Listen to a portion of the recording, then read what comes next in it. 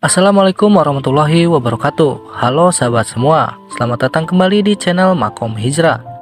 Di video kali ini kita akan menggali makna yang mendalam dari sebuah kalimat yang sering kita dengar dan sering kita ucapkan ketika kita menghadapi kesulitan, yaitu kalimat bersabarlah. Namun, tahukah kita sebenarnya apa yang tersembunyi di balik kalimat sabar, terutama sabar dalam menghadapi kesulitan menurut ajaran Islam? Mari kita temukan jawabannya bersama-sama dalam kajian dari seorang ulama yang tidak asing lagi bagi kita, yaitu guru kita Ustadz Hanan Attaqi. Dalam kajian ini, kita akan mendengarkan penjelasan yang sangat mendalam dari beliau tentang makna sebenarnya dari kalimat sabar menurut ajaran Islam. Bismillahirrahmanirrahim. Assalamualaikum warahmatullahi wabarakatuh. Alhamdulillahirabbil alamin. Nahmaduhu wa nasta'inuhu wa nastaghfiruh. Wa na'udzu billahi min syururi anfusina wa sayyiati a'malina. May yahdihillahu fala mudilla lahu wa may yudlil fala hadiyalah. Asyhadu an la ilaha illallah wahdahu la syarikalah. Lahul mulku wa lahul hamdu wa huwa ala kulli syai'in qadir. Wa asyhadu anna Muhammadan abduhu wa rasuluhu la nabiyya ba'dah. Allahumma salli wa sallim wa barik ala sayyidina Muhammadin wa ala alihi wa sahbihi ajmain. Rabbi syrah li sadri wa yassir li amri wahlul 'uqdatan min lisani yafqahu qawli. Teman-teman sekalian yang dirahmati Allah Subhanahu wa taala, malam ini kita bicara tentang salah satu di antara inti dari iman kepada Allah Subhanahu wa taala. Bisa dibilang hampir semua cabang iman itu intinya adalah sabar. Kita bicara amal soleh apapun dalam Islam, intinya juga sabar. Kita bicara tentang realitas hidup, intinya juga sabar. Dan bahkan kalau kita bicara tentang apa jalan untuk masuk ke surga, banyak. Bisa dengan ibadah, bisa dengan akhlak, bisa dengan ritual, bisa dengan moral, bisa dengan banyak cara untuk masuk ke surga. Tapi semua cara itu intinya sama, sabar. Makanya ketika para ulama membahas bab sabar, maka mereka mengatakan bab sabar ini seperti saudara kembarnya bab iman, bab ikhlas. Ikhlas, sabar. Ini dua saudara kembar. Sehingga kalau kita bicara tentang Islam, kita pasti bicara tentang dua hal ini. Pertama ikhlas, kemudian sabar. Ikhlas dan sabar ini nanti menjadi modal kita untuk istiqomah sampai akhir hayat kita. Maka pada malam ini kita akan ngomongin tentang masalah sabar. Walaupun ini bukan tema baru, bukan materi yang saya pikir baru pertama kita dengar. Tapi saya yakin semua kita tetap harus belajar tentang sabar. Karena walaupun 1000 kali kita dengar tentang bab sabar, toh pada kenyataannya kita kadang kalau mau jujur kepada diri kita sendiri, kayaknya kita belum menjadi orang yang penyabar. Syarat menjadi orang yang penyabar bukan sering mendengar wawasan tentang sabar. Baru disebut orang yang penyabar bukan gara-gara dia tahu ayat dan hadis-hadis sabar. Orang yang penyabar itu adalah orang yang sering ngalamin ujian dan dia bisa lewatin ujian-ujian itu. Baru disebut penyabar. Walaupun kadang dia gak tahu ayatnya. Walaupun dia gak hafal hadisnya. Walaupun dia gak tahu wawasan dan ceramah dengan materi tentang sabar. Tapi bisa jadi dia lebih penyabar daripada kita yang duduk dalam majelis ilmu tentang bab sabar. Makanya kita butuh terus untuk belajar sabar. Di-refresh lagi dengan kajian-kajian kayak gini. Mudah-mudahan dengan sifat sabar kita akan mendapatkan banyak kebaikan dari Allah Subhanahu wa taala. Teman-teman yang dirahmati Allah Subhanahu wa taala, di ayat kedua surat Al-Ankabut Allah menyampaikan sebuah sindiran. Allah nyindir dengan bahasa, emangnya manusia pikir Allah akan biarin aja mereka mengatakan kami telah beriman, sementara mereka tidak diuji. Ini Allah lagi menyindir orang-orang yang selama ini berputus asa setelah beriman. Berputus asa setelah berhijrah. Berputus asa dan mengeluh setelah bertaubat. Allah lagi nyindir mereka nih. Seolah-olah Allah bilang, kenapa setelah kalian beriman malah kalian masih berkeluh kesah? Kenapa kalian setelah bertaubat malah menjadi ragu kepada Allah? Kenapa kalian setelah berhijrah malah jadi labil?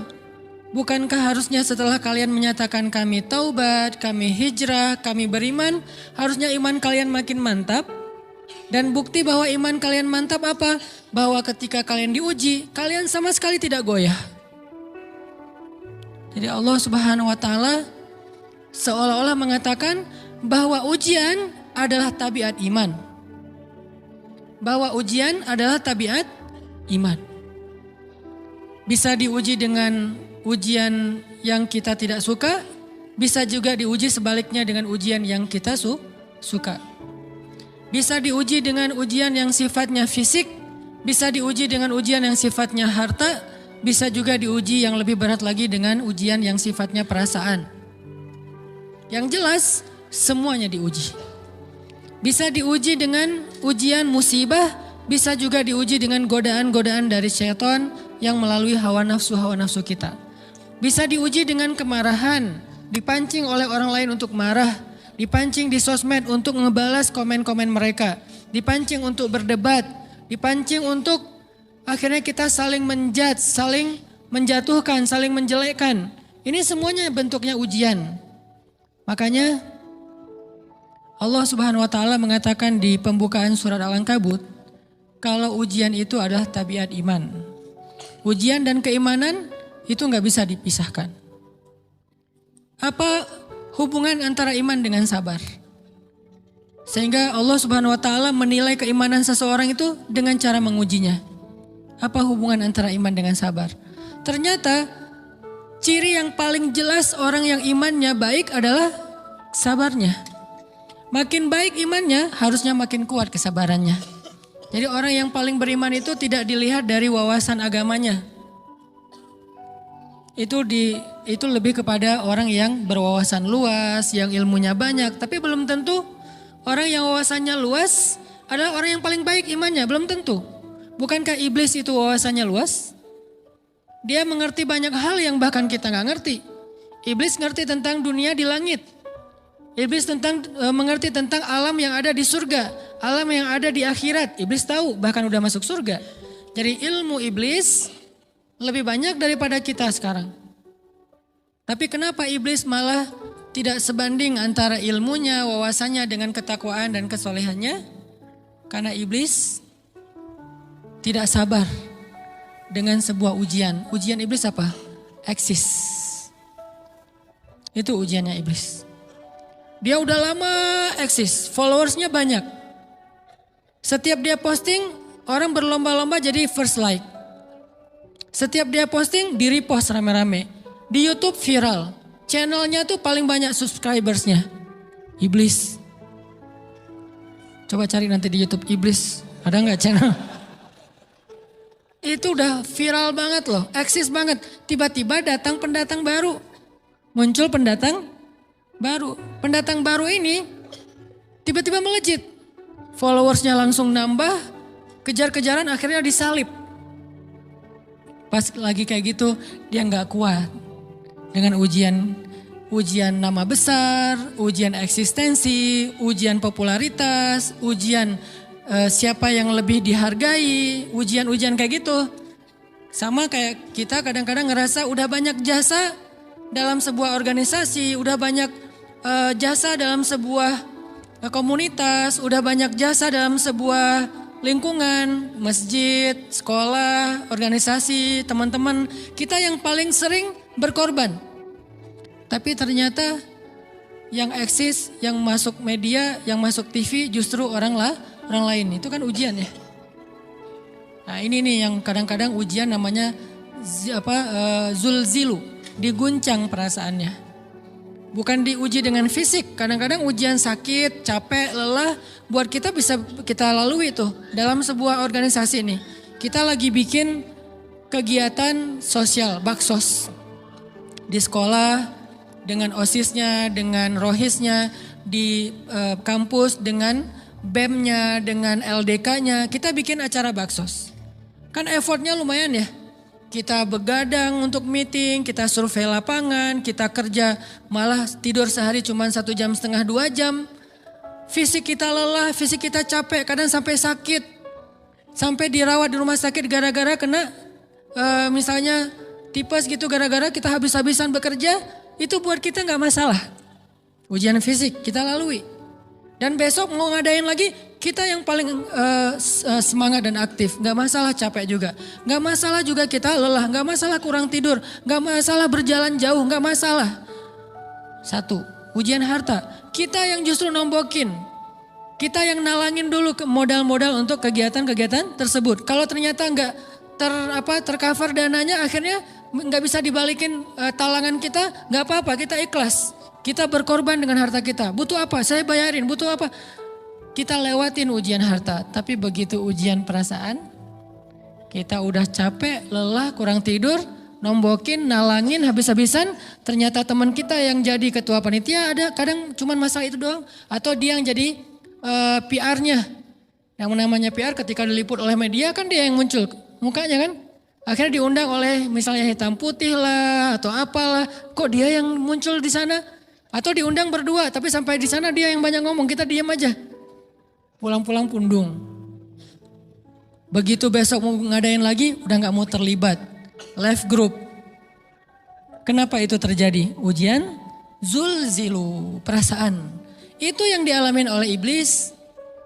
Iblis rela banget disuruh beribadah, sujud beribu-ribu tahun, kuat iblis. Kalau kita mungkin jidatnya hitam, kalau iblis mungkin udah kepala-kepalanya hitam, saking rajinnya sujud. Wah, ibadahnya udah ribuan tahun. Iblis disuruh berkorban dengan harta yang dia miliki, dia kasih aja semuanya. Tapi kalau disuruh dia ngalah dari Adam untuk memimpin alamin, menjadi khalifatullahi fil ard, menjadi pemimpin, wakilnya Allah di muka bumi, buat iblis ini berat. Kenapa dia? Ana khairum min, saya lebih baik daripada dia. Saya lebih senior daripada dia. Saya lebih sehat daripada dia. Saya lebih keren daripada dia. Saya lebih. Ujian emosional, ujian ego, ujian perasaan. Itu yang lebih berat buat kita. Kadang sakit dan dirugiin orang lain, teman segala macam kita masih oke lah. Selama ini asal kita ngumpul selalu gua yang bayarin, oke deh gak usah dibahas. Baru dibahas nanti pas sakit hati. Kalau belum sakit hati kan gak dibahas kan? Gak apa-apa deh kita terus yang bayarin, kita traktirin ngopi apa segala macam. Gak pernah dibahas. Kebersit sih di benak kita, cuman gak mau dibahas. Kenapa? Udahlah biarin aja, easy going. Kemudian kayak kita yang capek harus rempong sana kemari segala macam. Selalu acaranya di rumah kita, akhirnya kita yang bayarin, kita yang rempong, nyiapin segala macam, bebersih sendiri.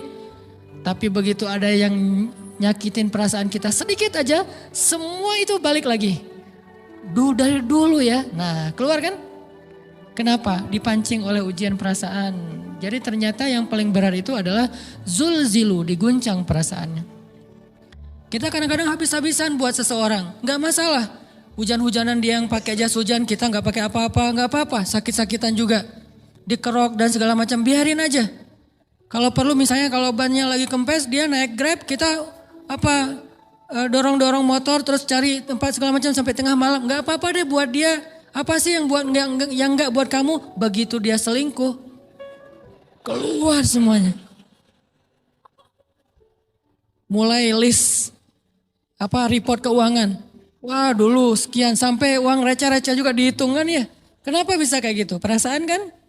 Nah ini nih yang kita coba belajar. Mungkin malam ini kita lebih banyak membahas tentang sabar terhadap ujian perasaan.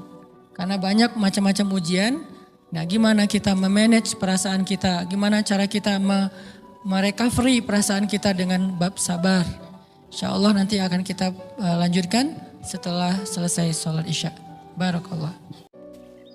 Dan itulah tadi sahabat-sahabat semua kajian singkat dari Ustadz Hanan Attaqi mengenai makna di balik sabar, terutama sabar dalam menghadapi ujian hidup. Melalui pemahaman yang singkat tadi dan mendalam yang disampaikan oleh Ustadz Hanan Attaqi, semoga kita dapat memperkuat iman dan keteguhan hati kita dalam menghadapi cobaan hidup ini, dan juga dapat mengambil manfaat dari kajian tersebut, serta mampu mengaplikasikannya dalam kehidupan kita sehari-hari. Jangan lupa untuk like dan share serta subscribe untuk konten-konten Islam lebih lanjut di channel kami. Terima kasih telah menyimak dan sampai jumpa di video berikutnya. Wassalamualaikum warahmatullahi wabarakatuh.